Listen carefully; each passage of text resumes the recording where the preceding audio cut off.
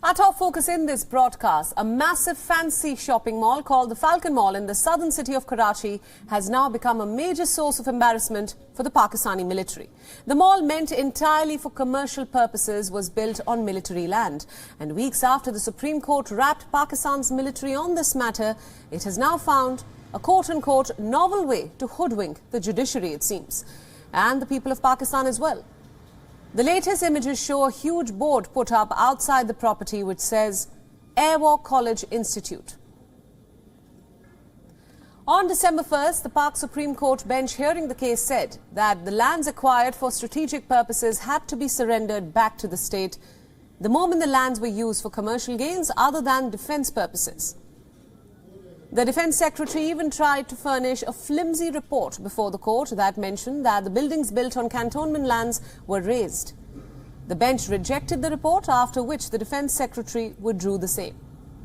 A top court also pulled up Pakistan's Ministry of Defence on how it could justify such use of land which was meant for strategic purposes. The court also asked the ministry to provide a comprehensive report highlighting which land of cantonments was used for commercial purposes. So as of now, in an attempt to block the mall from being surrendered to the state, the Pakistani military has resorted to a clever tactic, and that is a name change. Now, this was not the only incident in Pakistan where the military used cantonment land for commercial purposes.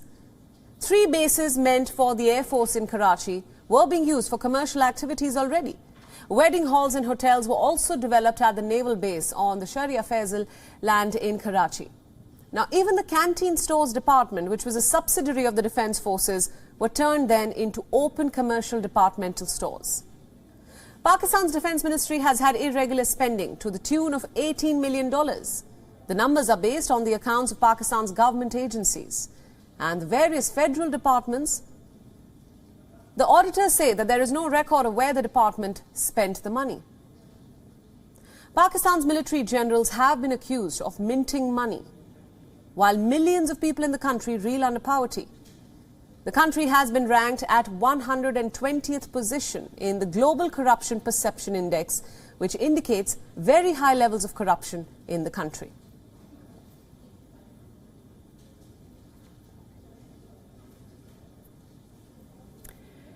And for more on this story, joining us live from Pakistan now is Emir Shaheen, a senior journalist. Emir, thanks so much for joining us on WION. Tell us a little bit more about this so-called Falcon Mall, which has now been very conveniently renamed. Now, this was meant entirely for commercial purposes and yet built on military land. There are now accusations flying around against the Pakistan military. What more can you tell us about this?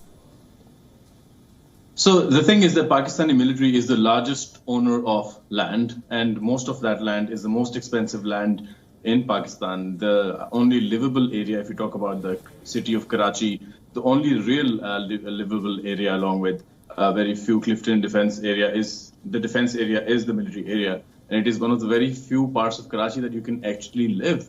Right. You know, there is this talk of over the other side of the bridge where the military area is not, and that's not a developed area at all. So Pakistani military establishment is the largest owner of property. It's the largest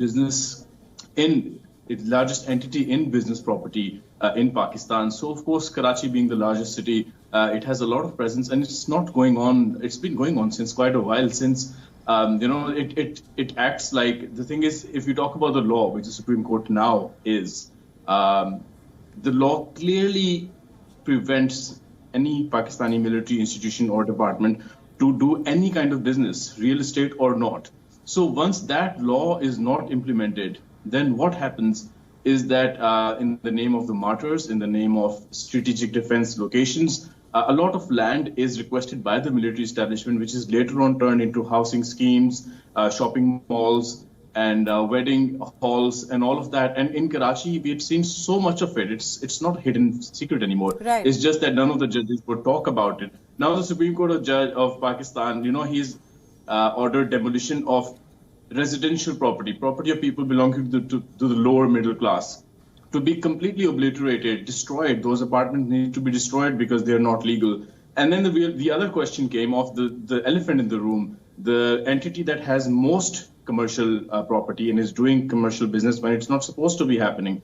So this notice has been taken. It was always supposed to be a mall. It wouldn't be the first mall, established and run by the military of Pakistan, and it wouldn't be the last. This mall is not going down. They're just renaming it, and they can always rename it to any armed forces school. So it's become a college for the armed forces, and everyone knows about it. I mean, I wouldn't be revealing a huge thing if I say that basically it's a name change because of a legal lacuna.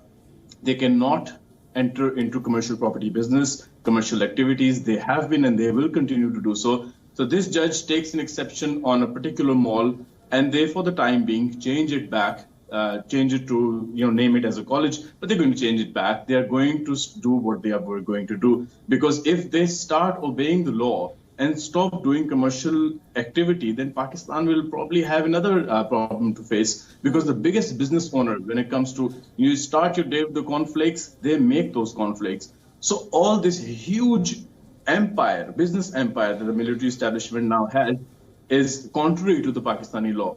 So if the Supreme Court judge starts applying the law on this position, then he'll have to apply it across the board, and that is not going to happen. Right. Now, Amir, what you're saying is that you're not surprised by this news development. You've in fact said that the Pak military owns a business empire almost, which leads us to believe that this, of course, is not an isolated incident. Now, the Pakistan military generals have also been accused of minting money and misusing land. Will any action be taken in this case, and how is it different than any other case or cases that you are mentioning? There are two kinds of accusations on the high-ups of the Pakistani military establishment or the ruling elite.